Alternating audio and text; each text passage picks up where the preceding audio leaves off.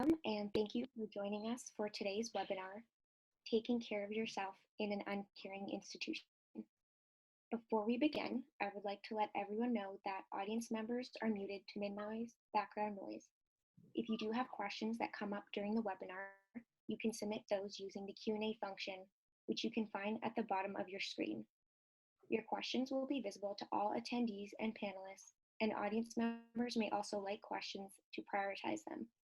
All questions will be addressed during the open Q&A period following today's presentation. My name is Awish Aslam, and I am the Chair and Central Rep for the CSA Student Concerns Subcommittee. Our subcommittee also includes our Eastern Rep, Emma Kay, and our Western Rep, Nicole Millette. We'd like to thank the Canadian Sociological Association for sponsoring this initiative, and Sherry Fox, the Executive Director for the CSA, for working with us to plan and organize this series. Our guest speaker today is Dr. Ariane Hanemaayer.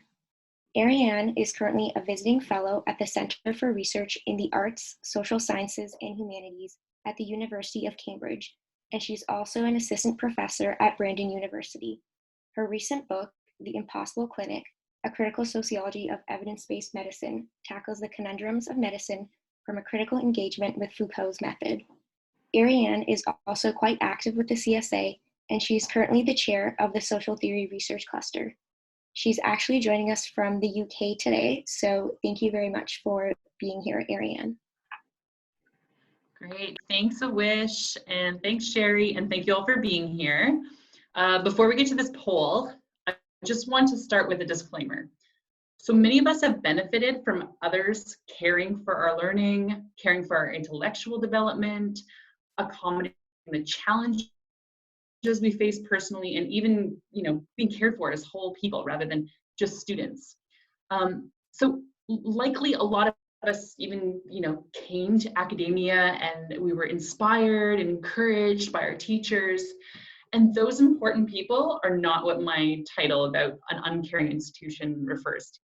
In fact, I personally owe many great debts to people who have showed me compassion and enthusiasm at various stages of my career, even today. Now, what this title does refer to are the various structures and roles and routines that perpetuate within our institution that have caused many of us setbacks and even harms. So hopefully by now you've had a little bit of a chance to gaze over my obviously not very well designed survey methodology here for you, and I'm wondering which statement you most identify with. So please, I want to get a gauge here of the room. So take a minute to post, fill out that little poll.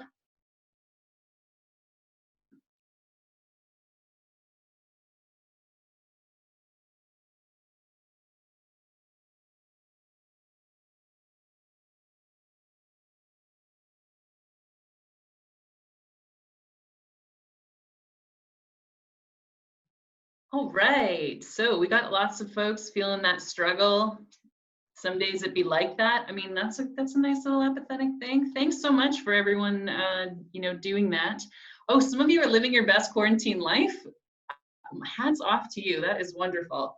So what I want to do is kind of like set the stage, like, why are we here? So over the last 7 or 8 years, there's been an increase in research about us, about academics and our work, and particularly about our mental health. The title of the seminar is actually borrowed from a Guardian article, which is screenshot for you right there. And it was written actually in 2014 when Gail Kinman and her colleagues' research emerged on mental health in the academy. Academia then was labeled an uncaring environment. And while students and advocates have been pushing for a culture change and changes to our workload, economic and infrastructure constraints have not led to institutional change. By all indications, mental health remains a problem at the forefront of higher education in all stages of our career. So that's why we're here, to cultivate these discussions, normalize it, begin to whittle away at the stigma associated with it, and to offer some strategies around dealing with it and trying to change this culture. You can see some research highlights here, which are calls to action about these issues in our academic institutions. For example, in 2013, that study by Gail Kinman and colleagues was done on behalf of the Union of Colleges and Universities in the UK. And what they found is that academics have much higher rates of psychological distress than the rest of the population. Later in 2018, there was a study published in Nature where Evans and colleagues found that almost half of the students they surveyed, which was around 2,300 from 26 different nations, were experiencing disproportionate levels of depression. And what they called for was that it was time for change. It was time to give students the ability to have those stress management strategies because they were part and parcel to any higher education. Also, in 2018, there was a COUT article which built on the work of Ivy Bourgeot from the University of Ottawa, who is a CIHR chair in gender, work, and health. And what she stated was that the patriarchal environment of higher education makes it unique in that it's hyper-competitive, it's masculine, it's not good for men's mental health, but it's uniquely challenging for women to navigate it. Academics also tend to list anxiety as their primary mental health concern. The increasing pressures on our performance, evaluation, decreasing job security are among some of the challenges facing academics. And finally, was very recently, in an article written by Chan and Purdy in December 2019 from University Affairs, they listed many aspects of grad school, like pressure to publish, imposter syndrome, financial stress, as just a few of the causes of student mental health and distress. So in line with their advice, so what Chan and Purdy called for was that as students and faculty, we need to start thinking about strategies. And so I'm hoping I can help contribute to some of this positive change in the academy. So what we're going to talk about today is starting from a basic premise, which is what I call you are not what you produce, and then go through a few of the strategies and tactics and end with a kind of broader meta skill.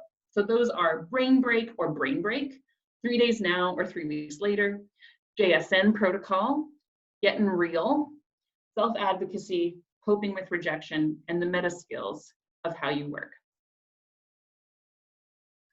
Disclaimer number 2, which is that I am not a counselor or a clinical psychologist. What I was asked to do was to talk a little bit about some of the strategies for coping with that very uncaring and stressful environment. So how we can manage our stress through some of the broader strategies and tactics, which I've found helpful from my own experience and the experience of others. So starting off, big question, are you all that in a bag of chips? So you're sitting in class, you're in a meeting, right, with your committee maybe you're in your exam, maybe you're in your defense, wherever. And what if you say something and it's the stupidest thing you've ever said, and then everyone finds out that you don't belong here and you just got into grad school as some fluke and you're the dumbest person in your program and you don't know what you're doing? Does that sound familiar? This is a typical scenario for many of us in the academy. Imposture syndrome was a term coined in the 1970s, and it refers to behavioral patterns that 1, cause people to doubt their achievements, and 2, become afraid or have fear that they'll be exposed for the frauds that they really are, or that they believe themselves to be. And there's also a number of emotions associated with imposter syndrome. But the thing about imposter syndrome is that it's wrapped up in our imaginary world. It's how we think others see us. It's tied to the kind of recognition we're searching for. Think about how Weber did, that our interactions are shaped by the interpretations of others' actions and their interpretations of us. When there's a discrepancy, however, between how we think of ourselves and how others treat us, we try to rationalize it, and this can lead to some really debilitating thoughts and feelings. Typically, imposter syndrome is associated with shame, worries that are associated with others finding out something about you, they'll reject you, that fear of being rejected, getting kicked out of your program, and even sometimes anger. Anger towards those who you perceive as threatening or failing to recognize your belonging and your achievements. So different people experience these feelings quite differently. And sometimes they can be, as I said, quite debilitating. So if that's the case, I really encourage you to seek counseling, therapy, or to voice your concerns with people that you trust. In terms of coping with these beliefs when they pop up, and this is just based on some of the strategies that I've found helpful, what I think is that we need to start from the following premise, which is kind of like a foundational assumption for everything that follows. And here it is. You are not what you produce. That's the fundamental assumption. Part of your training is being evaluated. As Kevin Haggerty wrote in How to Screw Up in Grad School, people are talking about you. But what might have been better said is that people are talking about your work. So it's often easy to conflate the evaluation of our work with the evaluation of ourselves. And I'm not denying the intertwined nature between what we experience and what we write, as phenomenologists like Max van Manen have written. But what you wrote down is subject to all kinds of circumstances and constraints. Let's be a bit sociological about this and take an example. I'll talk about myself a bit here. It was the end of my second term of my first year in a thesis stream master's degree, and it was a train wreck. It was March 30th, like I actually still remember the day. It was March 30th. I was getting over a difficult breakup. I was taking 3 courses, all of which had final papers, which were independent projects due within the coming weeks. I was experiencing sexual harassment from a member of my supervisory committee. And on top of all of that, I was trying to get ready to go to Portland to present my first paper at an international conference, which is coming up in a week's time. Is this like crazy? I'm talking about it now and I'm like, how did I even live through that? Anyway, what happened next was that I lost my grandmother. So it's really fair to say that the work that I produced at that time was not my best work. I was struggling with lots of different circumstances. It affected my writing, my thinking, the time I had available. But the thing is that I was so afraid to tell anyone what I was experiencing because I was afraid that they would think that I couldn't handle it and that I would wash out of the program. So there's lots going on here in this little anecdote snippet. Kind of felt like a confessional to me, but there's a few things that I took away at that time. And those lessons have become formative in how I handled the years of graduate school to follow and the early parts of my career. So first, the imposter syndrome. I believed at the time that I should be able to handle this and that if I couldn't, I'd be a fraud, like the weakest person in my program. Our programs tend to let us think that our worth is quantifiable, for example, like in scholarship dollars, but our humanity is not what's at stake here. Back then, I had this real aha moment when I realized that my self-worth wasn't tied to my performance, that what I produced at that time was just what I was capable of doing. So be sociological about your self-judgments, right? The fact of my situation is that I didn't have the time to do everything that I needed to do. Now, what I wished I had done, if I could do it all again, is that I wish that aha moment came earlier, that I had told someone, that I had sought out campus resources and counseling resources. I did ask for a few extensions, and I'll talk more about self-advocacy later on. But this might also be a good time to segue a wee bit here to talk a little bit about the circumstances that we're facing now as a result of COVID. How can we expect ourselves under new circumstances to be held to the same standards that we held ourselves to before, to accomplish everything you expected of yourself if you had access to the resources that you needed prior to, of course, everything getting shut down? You can't expect that of yourself. Which brings us to the last point about handling imposter syndrome and the unique environment about academia, and that's stress from both in your program and outside your program. And I think this deserves its own little foray. So stress is defined by the Canadian Mental Health Association as when our demands outweigh our available resources. Resources can be everything from our time, finances, our mental abilities, among all kinds of things.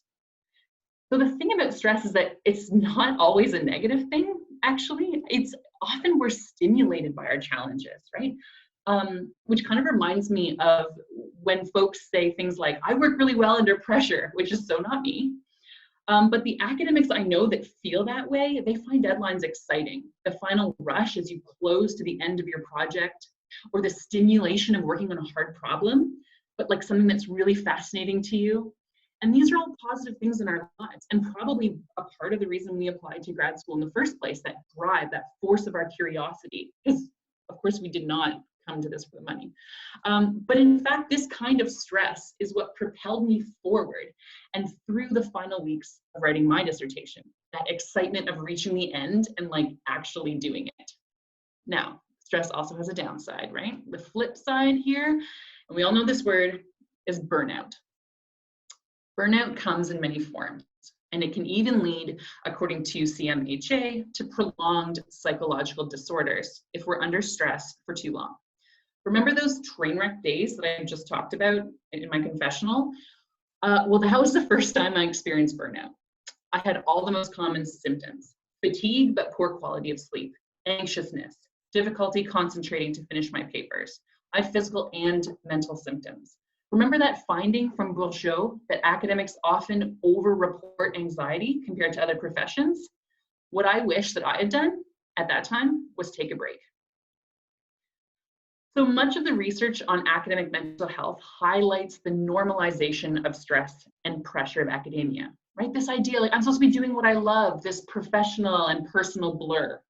But one of the main things that I noted during my doctorate was the culture of talking about how much we have and how much work we have and how much stress we're under, that we're stressed out all the time, and how much we've managed to do in spite of it all, you know, those like humble brag stories that people often tell.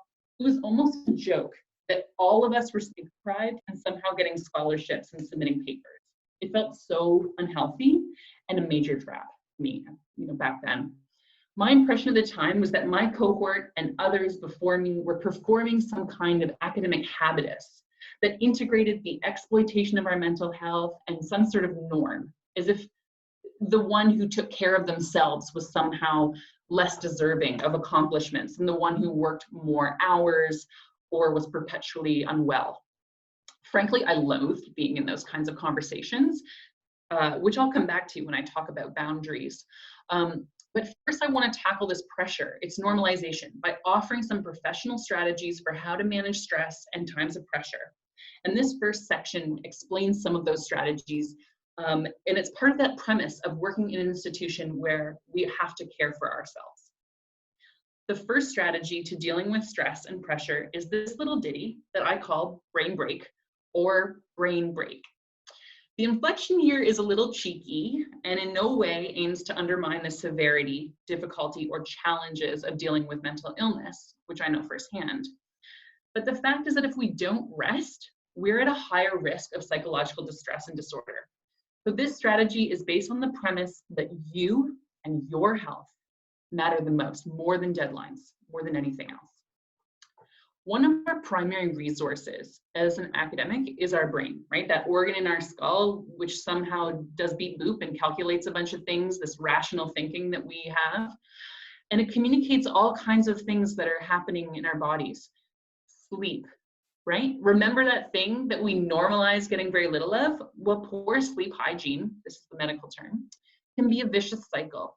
Conversations I regularly have with my brain go something like, brain, we need to sleep. We need to have the resources to deal with all our obligations so we can do all the things we have to do tomorrow. So why aren't you sleeping, right? And it's like this vicious cycle. So it's really important to try to establish some good sleep hygiene routines. I don't think there's like a one size fits all here, but what you could do is Google some strategies for sleep hygiene. I put like an infographic that I found on the Googles. You can see it there. I realize all of us have different caring responsibilities, access to space. But one of the things I try and do, and it's actually on the infographic right there, is that I try to keep my sleep space separate from my workspace. When I was writing my thesis, I used to live in a studio apartment. My bed was directly across from my desk, so I could see my bed from my desk and my desk from my bed. And this is where I worked at home. I'd wake up in the middle of the night with things that I needed to do that day or that week, or like worse, what I'd forgotten to do. And sometimes I would get up and I'd write an email or a paragraph with an idea I had. At the time, I romanticized it as part of some like normalization of bad habits, you know, that we do so often. And then I was like some sort of whiz at writing in my sleep. Like I thought like really weird things back then. But really, it was taking a massive toll. It was starting to get really hard to get consistent sleep. And my mind would like swirl and race as I was trying to fall asleep at night. And eventually enough was enough. I found an office on campus where I could work, and it played a major role in separating my work and my life habits. That was one thing that worked for me. So experiment, go online, find out how you can improve your sleep. Other tips to manage stress include planning breaks for yourself in order to give your brain time to rest. That means not doing things like checking your emails or being in front of your computer or reading dense and difficult texts. For me, I even refuse to talk about work with others when I'm in break mode. Lately, I've been spending a lot of time doing nothing, like actually nothing, like no TikTok, no Instagram, no phone games, not even like mindfulness meditation, like no concentration, no TV, like literally nothing. I just sit outside or stare out the window or like just pet my dog, and I just really do nothing. For you, you can do whatever whatever is going to work for you. Maybe you like to read fiction. Maybe you want to watch that reality show that's like your guilty pleasure. Whatever it is, find it, schedule it.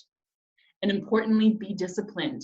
Make that schedule, stick to it. This may mean having a conversation with your supervisor or a manager about whether you're going to work outside of normal business hours.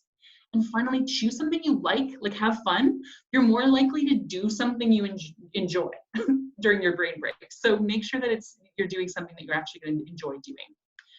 This is one of those tasks that has very limited immediate gratification. It affords you longevity rather than reward instantly. When you feel exhausted and anxious, those are more like negative feedbacks that tell you to do more resting. The positive outcomes of doing rest regularly is that you'll be able to like keep on trucking rather than some sort of immediate sense of glory, or that's how it's been for me. So of course, our bodies have limitations and sometimes our schedules run us aground, right? We're always going to be trying to negotiate these things. This little strategy is something I came up with during my doctorate, and it's called 3 days now or 3 weeks later. This was my sad calculus for how much time I was sacrificing for self-care. And basically it works like this. Okay, so first sign of a flu, right? I got like a scratchy throat. I feel really tired. I feel run down. What can I do? I can pop some Tylenol and show up at my office hours, but that's going to make things a whole lot worse. What my body was telling me was that I needed rest. I need rest, I need sleep, I need soup, all that nice stuff that you do for yourself. And I found that if I put off doing all those things, I would have like the cold from hell, right? It would like drag on forever. Or if it was like a mental health thing, I would burn myself out. I'd lack any motivation for weeks just because I didn't take a break when I needed to. One of my symptoms of burnout is when I notice that it takes so long to do a simple task. Like when we're at our peak performance range, we can achieve a lot because we can focus. But when those levels of productivity start to go down, because it requires our health, it requires our mental health and our physical health. So that question above about short-term versus long-term gain is a consequence of our immediate circumstances, like what resources we have, and that includes our time and our bodies. Remember, you have to be well to do what you love, and that includes all the other things in your life, like caring for yourself and caring for others. These decisions come with big choices sometimes, like choosing to be late on a deadline. Do you want to be 3 days late or 3 weeks late because you can't concentrate? Or letting students down, right? Canceling your office hours so you can take a sick day. But you can only do your best work or be the most helpful for others when you yourself are well. To paraphrase Nietzsche, who's on the slide, and I love this, why am I so clever? Because you're Nietzsche. Anyway, so to paraphrase him, diet matters more to people's philosophy than what they've read, right? You need a method of recuperation. You need to be well to do well. Or as we say today, you got to live your best grad student life. So how do you do that? You got a JSN. This is JSN protocol. This is another little thing I made up during my doctorate. There are going to be times in your program and in your career that you're going to have to push. You know what your body needs. You know you need to take time for brain breaks. You need to eat, exercise, all of those things, sleep, especially sleep. And there's only so many hours in a day when you can physically and mentally do the things you need to do. So that means leaving things aside and not taking on new commitments during those crunch periods. And oh my God, this is the hardest thing for me to do. The first time I started doing this, deploying this, like my JSN protocol deployed, this was the first few years in my PhD. And I was starting to push towards the end of my doctorate. And I realized that I needed to just like axe everything on my schedule because I wasn't going to finish unless I did. So I had some teaching duties, which came up to like, some number of hours a week. I also had deadlines that had spilled over from other projects, but I had to make this really hard choice, which was I had to tell people I'm unavailable until this day. And we often think that we have to be yes people in academic life, right? Like that we think that our character is all about like being a yes person, being reliable, or building your CV. You have to say yes to everything.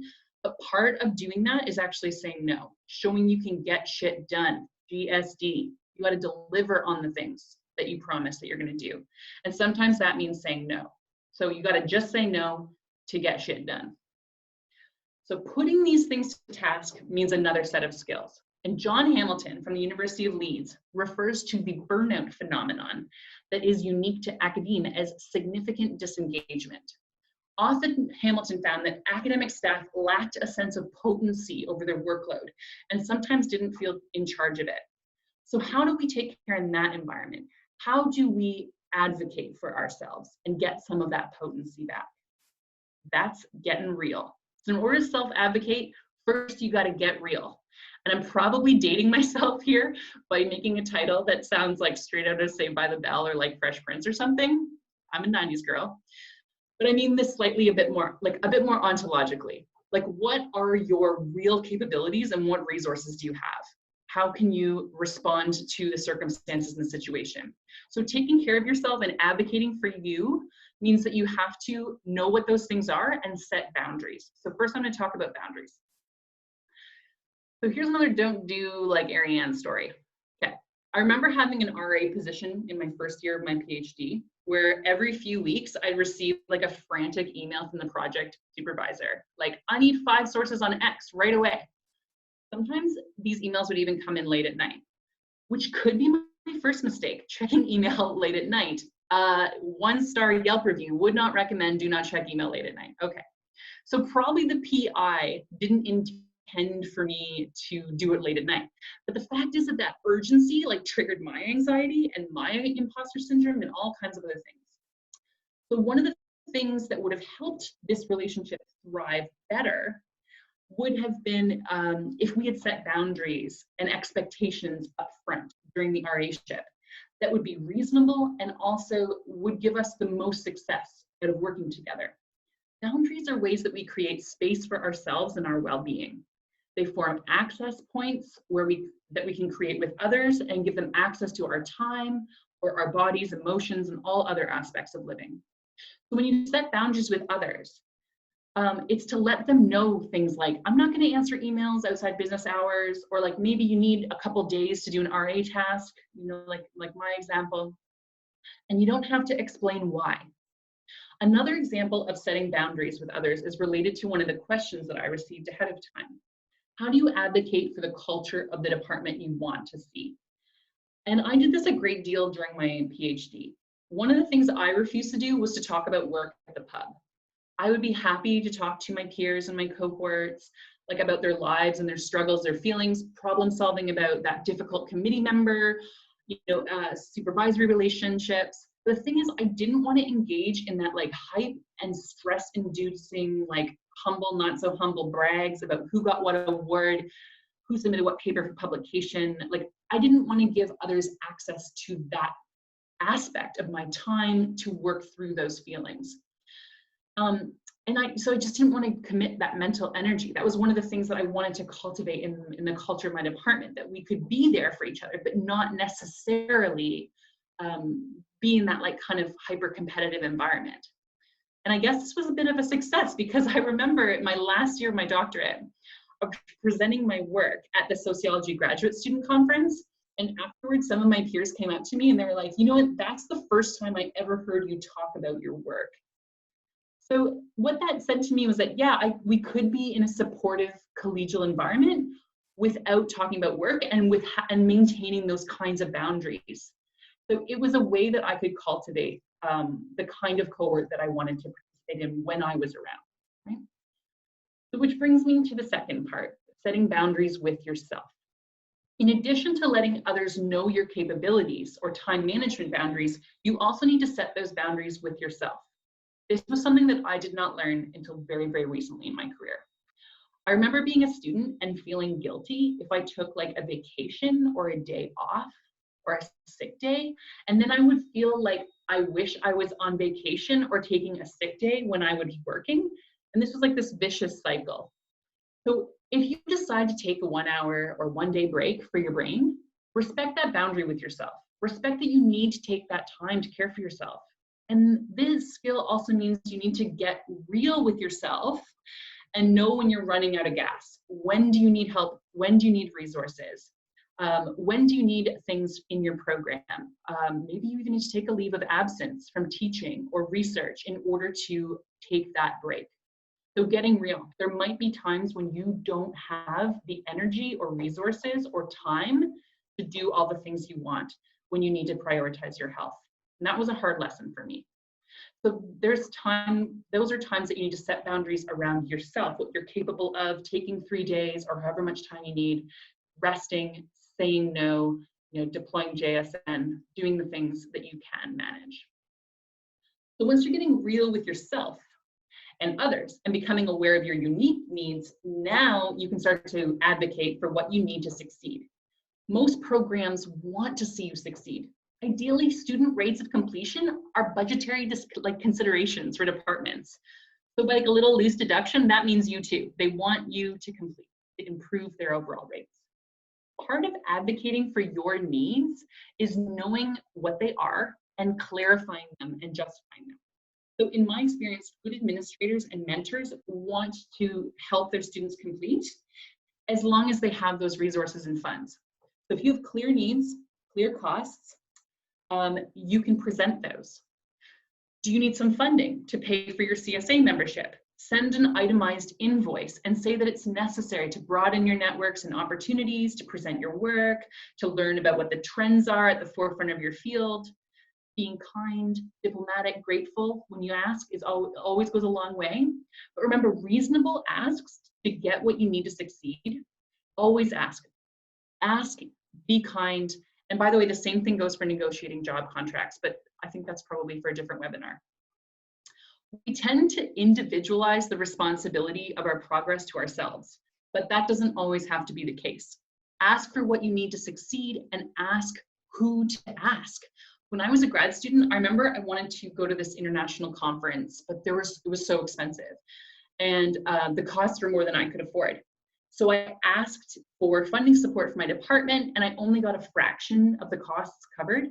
So I asked who to ask. Like I was like, where else can I apply for funding? And my grad program coordinator, amazing, Nancy, knew so many more resources and pots of funding and where to look. And I would have never found those things myself. So enlist the help of others when you're trying to self-advocate.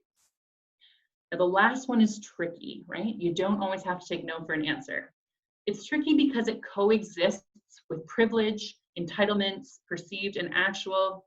And so without getting into the nitty-gritty of that analysis, although we certainly can in the discussion, the point of this is that if you believe in what you're doing, the need is clear, you're well justified, there's always loopholes, there's always alternatives, there's always dollars waiting to be found. The diplomacy involved in this tactic is paramount because the character judgments that are laid in with misogyny and discrimination are abound in the university, just like any other workplace. So you need to learn those ins and outs of the institution, utilize the resources and the resource pathways, the organizations of the awards, the timelines, the applications. Like this will all serve you to get creative. Because often when you ask someone, people are too busy or don't have space to do that work for you. They don't necessarily think outside of their one line in their budget. Coming to others to whom in your program you're making that ask with real solutions goes a long way and keeps the conversation going. So don't forget though, right? Creating demand is also information for the institution. Chances are others will also benefit from your work, from looking into those, those loopholes and alternatives, presenting solutions to the program administrators. Share your strategies and success with others. Tell them what resources you use, how you negotiated for the resources you received, and make things better for every cohort that comes after you. So coping with rejection. Why is this under self-advocacy? Because beyond dealing with the feelings associated with rejection, which you should definitely talk about with your shrink or someone you trust, you can always find ways to advocate for yourself through your response to criticism. Remember how I just said that justification is an important part of advocacy? You're going to have to hear a lot of no's. You're going to hear a lot of no's in your degree and into your career. And that adage, like, if you can't stand the heat, get out of the kitchen. And of course, you can see like the burning kitchen in my little image there. That, of course, glosses over all of the circumstances and resources that we actually have. But getting real, yeah, it's hot. It's hot in there. There's many no's and fewer yeses. So it's important to develop listening skills. This strategy seems kind of weird to say here because we spend most of our time listening and reading, especially when we're training. But think of things like, why are you hearing no? Why can't you get funding? Is there nothing left in your department's budget? Find a different budget. Is your candidacy examination being pushed back due to more revisions of the proposal? What's in question? One of the things I learned to do in grad school was to listen. I would hear the comments and the reasons for the no, and then I would make an evaluative judgment. So an example, this skill became really central when I moved towards my candidacy exam and my doctorate, and it prepared me for a lifetime of responding to comments and criticisms and rejections. I remember being in this really long, like almost a year long, back and forth at one stage with my committee, and they kept telling me that I needed to change the design of my study. Why wasn't I doing interviews if I was studying doctors' judgments? I realized that I really needed to listen to what they thought and why they thought I needed to do that. How could I justify, right? Like, what do I need to understand? How do they understand what I'm doing? And how is it that I can clarify what I'm doing to justify that I could actually do something historical that could be carried out without interviews? So I realized in that moment that instead of just being told no, I could make what I was doing better, and I could justify it to them, and I could convince them. Which comes back to, you don't always have to take no for an answer when coping with rejection. One more little anecdote here. My first experience submitting a paper to a journal was like super rough. Like, it's probably rough for everyone. If it's not rough for you, like, hats off, like, amazing. But it was super rough. It was desk rejected, which is like the worst. It's like when they doesn't even go out for review. After the initial disappointment feelings passed, I realized that I wanted to know why. So I wrote to the editor and I said, hey, I'm a junior scholar. I actually wrote this article for this journal because it responds to a debate that was launched in this journal. So how can I improve the article? I'd really like to get it out for review and maybe even be published here. So I actually wrote, I advocated for myself and for what it was that I was seeking. Okay, so that still didn't end well for me. I still didn't get it in that journal, but I did take the editor's advice and submitted it somewhere else, and it was later accepted. So it was like it was an option where I started to do that. Okay, last part of the presentation, we're in the home stretch here. This is probably the most important, and I probably buried the lead, as my journalist friends would say. But if I leave you with anything, which is why this is last, if I leave you with anything, I really hope it's this. This is what I'm calling the meta skills with a Z of learning how you work. What are meta skills? They are a set of abstract strategies that allow you to deploy the specific skills like JSN and brain breaks and getting real. So meta skills are learning how you work. Your career is going to be carried out in different spaces, places, cultures, work environments. You're gonna have different tasks, different workloads, periods of feast and famine. You're gonna have other life obligations, responsibilities, moving, caring, loss, challenges, life stuff. And you've probably already had a number of these things happen, especially like we're all living through a pandemic, like there's one. But all of these things are going to affect how it is that you work. And so these skills, right, are actually going to require different kinds of maybe work routines, work rhythms, and habits of working. You're going to have to adjust many times over the course of your career to new circumstances and new duties. So you need to learn how you work. You need to learn the strategies to adjust so that you can apply those tactics of self-care. You need to think about this at two interrelated levels, existentially and cognitively. So existentially, where does working feel good? Like you want to work somewhere that you want to go to work, right? Like it's got to feel good to be there. You like your office, like you got like a little kettle in there, you got your tea set up, your snacks, your desk almond, like I got my desk almonds. Do you like the couch, coffee shops, bars? Do you work in bars? How much sleep do you need to feel focused? What about cognitively? How long does it take you to write an email? How long does it take you to read a journal? Like how much time do you need to do those cognitive skills? How long does it take you to write a paragraph? What conditions can you think best under? Do you need to be quiet? Do you need to do like Pomodoros, like those 20-minute works, 10-minute breaks? Do you need loud music? Do you need to work with friends for moral support? That's me.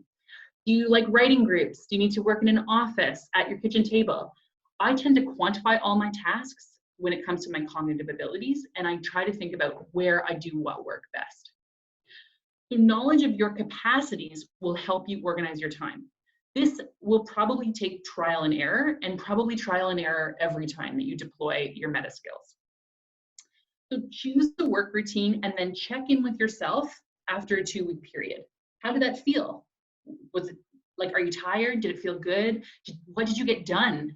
How long did it take you to do those things over the last few weeks? Think about the things you completed and the best conditions that you were able to accomplish those things in. Getting to know what works and reflecting on that is going to help you learn about how you work. For example, my partner does all creative work first thing in the morning. It's like when my partner feels most awake, concentration is high, and like those creative juices are flowing. It's time for like some sweet math. The afternoon is for going to the library, going to talks and events, reading papers, doing emails. I'm totally the opposite. That is totally not how I work best. For me, I have to take care of all of those little necessary administrative tasks like emails and working to the deadlines of the day as a priority. I cannot deal with even wrapping my head around my creative work until I've cleaned my inbox.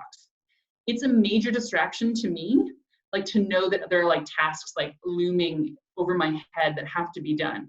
And I also find that like helps me get into like that thought to page mode. It's like I have to think about what I'm going to say, and then I typey and write the email. So I'm already focused, I feel like, after I finish that to-do list, got my, my emails all set for the day, and then I can focus on my creative work. It's like I trick myself into working. So everyone says time management is key, and they're freaking right, okay? I had so much feedback from all of you before this webinar today, asking exactly about how to manage the different kinds of stress, pressures, and time management throughout the course of your programs. So we have so many pressures, like other people's deadlines, not to mention caregiving responsibilities and things outside of our programs, that time management is a total must. You need to know how much time you have and the things that need to be done. What deadlines are flexible? Which ones are hard fast? Like that Shirk postdoc, that application. I can't hold all those things in my head. So like I list it all out.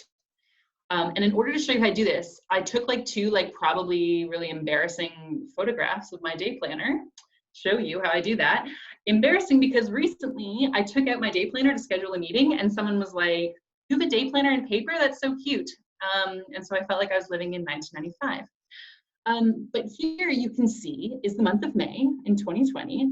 And I make lists of everything I need to do that month. I map it out for like the whole year. Every time a deadline comes up for that year, I like put it in that month's list of things I need to accomplish in that month. So you can see here, like I have a review due, I have the webinar on there, I've got another paper and a little list in the top left-hand corner. Things get moved around, right? Things get pushed back, things get moved forward.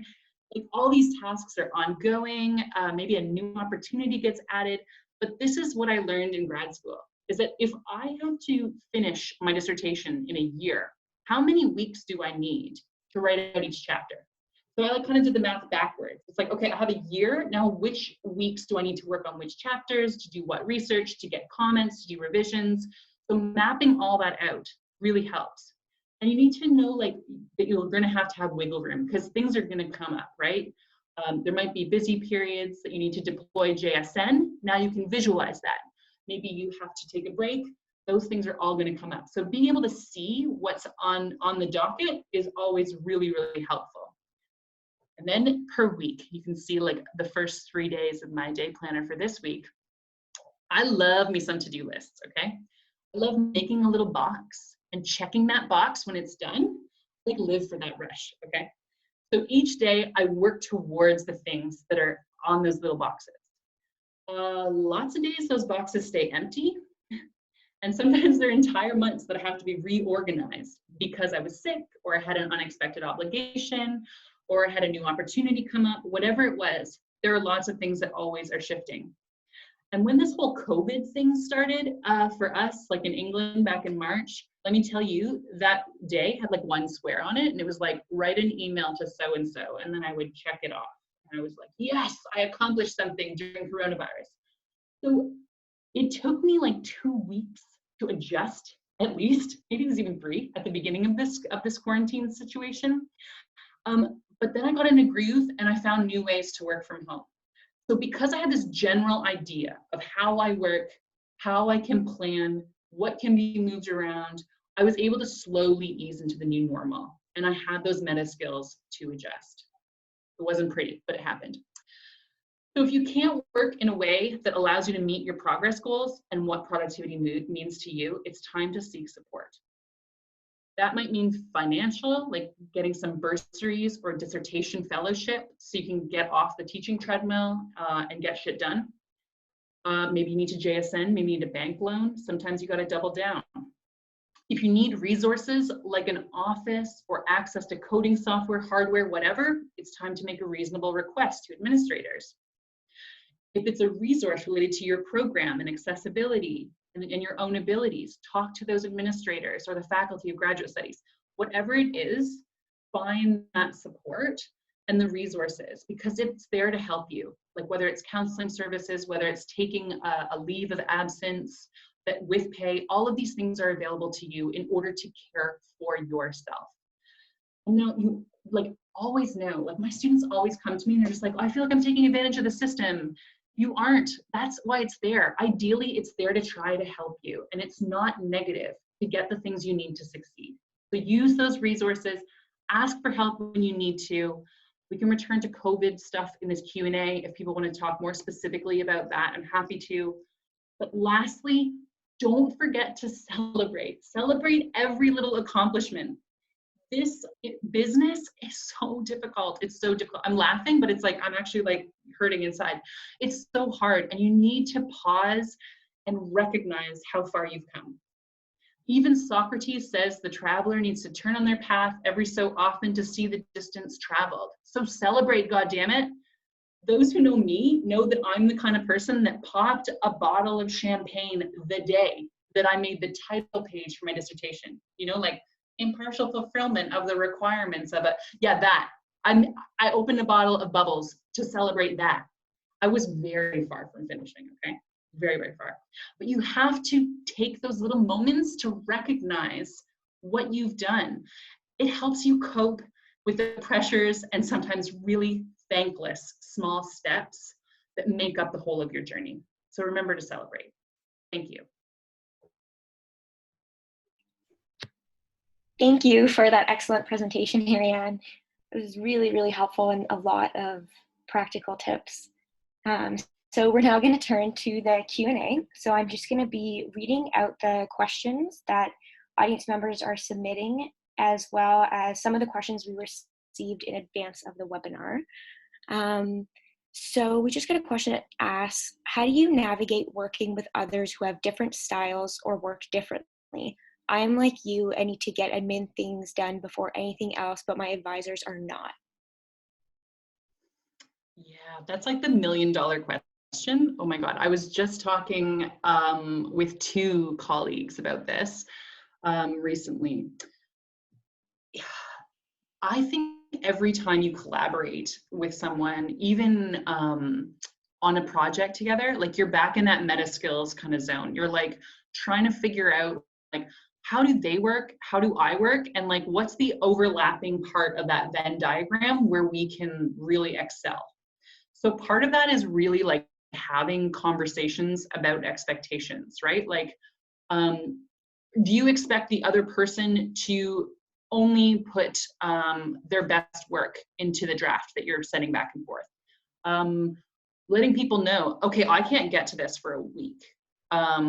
Or, you know, potentially like, you know, just kind of like, when are you going to actually communicate? Like, how often will you meet about things? Like having some of those like broader kind of like strategies, like, okay, we need to figure out how we work, and knowing that that's going to be probably different every single time. And then adding on to that discussion about expectations, you know, like, it takes sometimes a little bit of courage, especially if there's like a hierarchical imbalance, especially if you're like, you know, you're trying to work with like a really, you know, senior scholar, for example, or like maybe your supervisor, like you're working for someone, paid contract. There's always a lot to navigate, but setting those things up in the beginning is always really helpful. And in fact, most programs expect people to do that.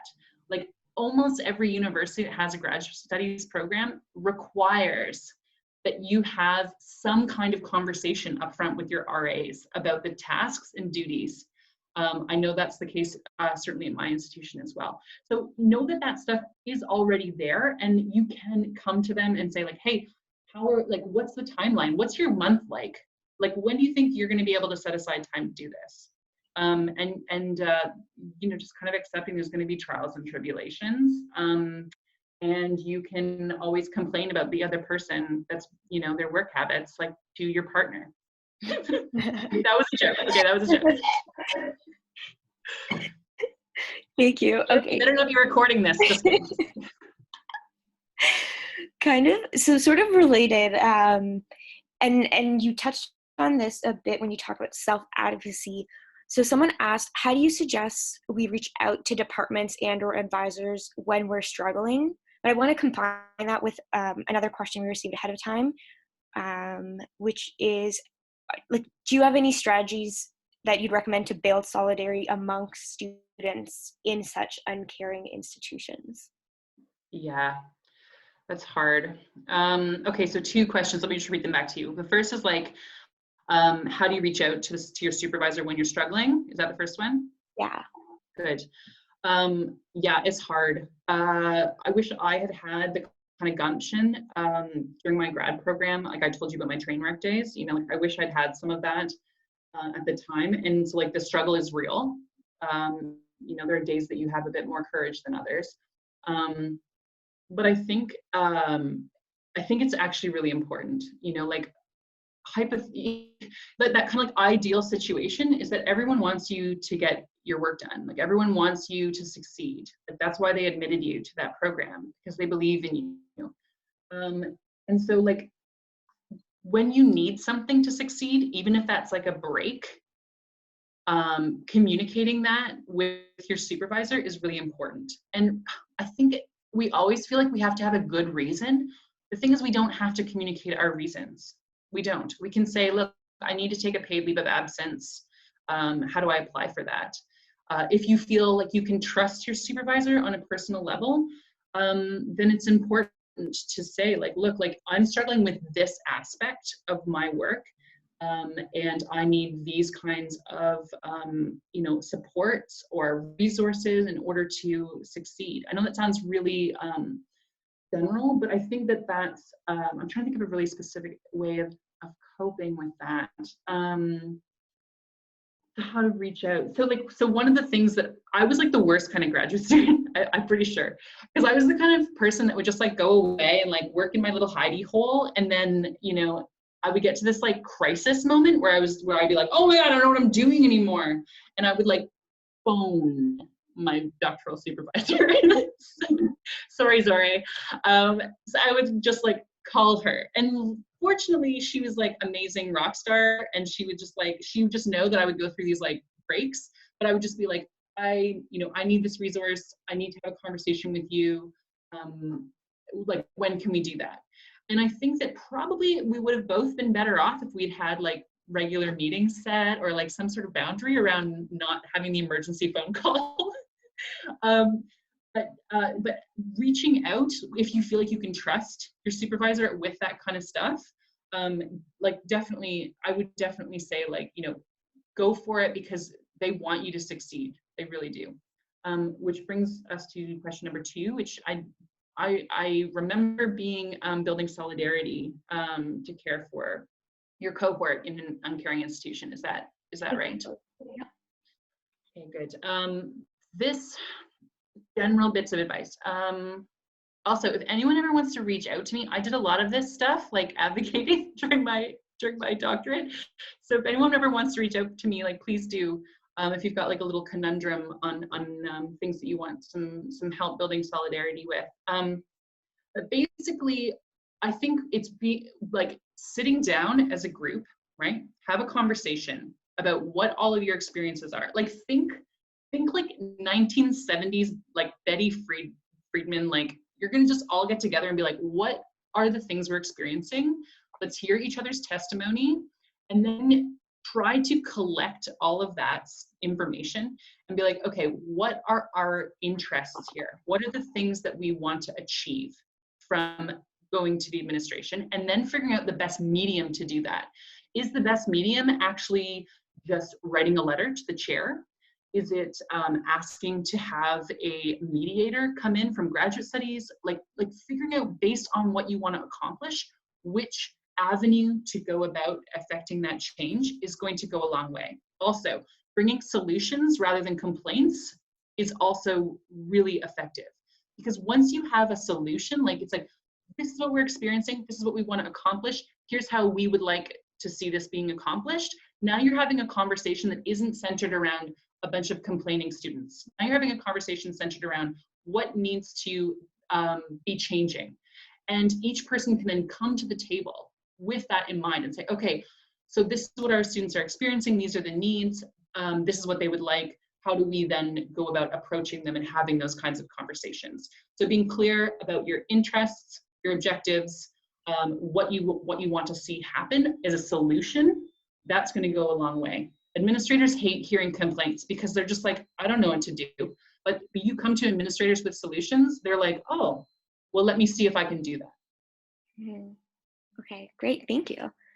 Hopefully that's helpful. Yeah. Do you have any suggestions for how to deal with institutional racism in the workplace? Oh my gosh. I feel so radically unprepared to talk about that. You know, like just coming from a position of my own, you know, like my own positionality, right? Like just being like straight up feminist standpoint about this. It's like, I'm a white queer femme in an institution. I'm, you know, like working on an institution in settler lands. So talking about institutional racism, I think, is really hard for me. What I would recommend is always to like build solidarity, reach out to find those supports that you can, and like maybe also have another webinar about this. Like I think, if you know, like finding people to hear their testimony, to hear their solutions, to hear their strategies would go a really long way. Because I mean, discrimination, as I mentioned earlier in my presentation, it's abound in every workplace, including the academic workplace. So, you know, like like I said, I feel radically unable to really strategize about that. But I would really think that, you know, building solidarity among folks who are experiencing the same thing and asking for those resources would go a long way. Like one of the things that happened to me actually just this past, like not this year, the year before, the international students in Manitoba were facing like an unprecedented, like no cap tuition hike. Like the government was just like, you can charge them however much you want. There's no caps on international student tuition. Whereas sometimes some provinces do have some restrictions on that. But anyway, they lifted them, and the international students were like, oh my God, like I can't even afford to be here anymore. And so a few of them came to my office hours and they were like, we don't know what to do. And I was like, well, tell me what this means for you. And like, I wanted to like kind of get them to start a conversation with each other about that. And then what I was able to do was to provide them with some like data and some evidence from our own data office. So kind of like, like trying to figure out, okay, what do you guys need? What do you need, and trying to cultivate that. So when others come to you with those issues as well, you can say like, okay, how can I help you? Like, what are your collective interests? What are the resources that you need?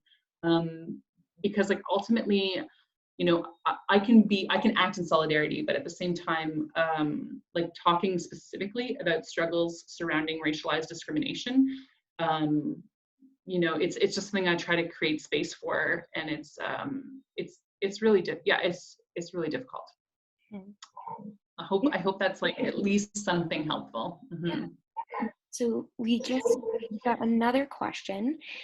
So this is part of the mental health issues I find comes from the productivity normalized at an imbalance of the individual. With mental health, PTSD, anxiety, and depression and dissociation can all swirl and compound each other, which causes people to go into survival mode. The message I see here is that kindness to self is a way to rebalance yourself. My question is, how do we forward that practice of kindness into the institution so the solution isn't only at the individual level and individually led? Whoever you are, like, yes to everything you just said. 100%.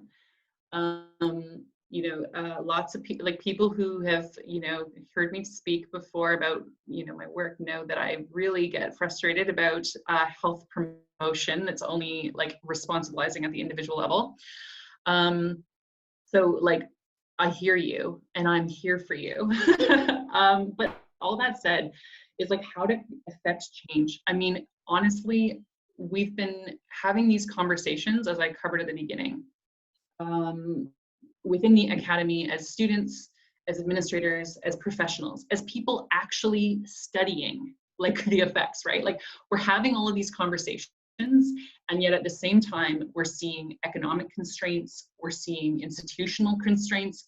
Like the situation isn't, in my humble opinion, the situation is not one such that we're in an environment that is facilitative of change. Like we just don't have the social conditions. We're not at the current historical conjuncture, to use a very Marxian way of thinking about it, to see any other kind of change, like other than trying to actually just cope. And that's, like some of my cheekiness around like, yeah, it's hot in the kitchen, is, trying to really think about, okay, how am I going to deal with this?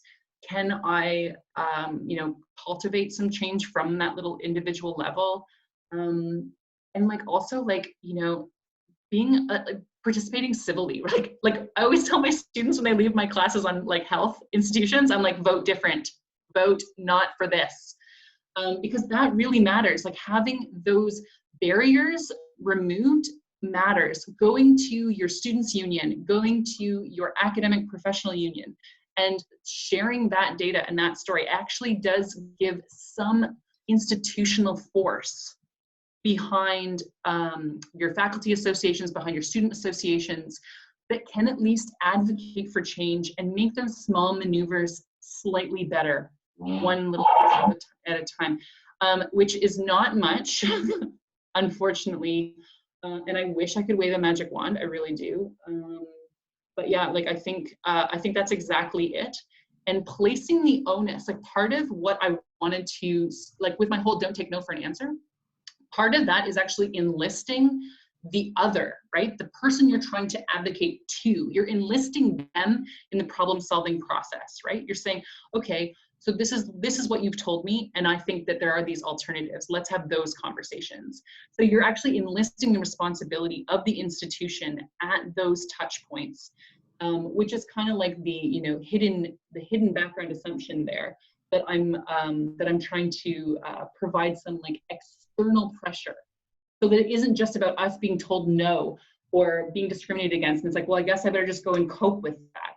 But also like turning that outwards, going to those people, who have some authority, who have access to resources that you can apply to, and enlist them in that conversation. So it doesn't just fall down to us and say, well, I guess I didn't make the grade this time.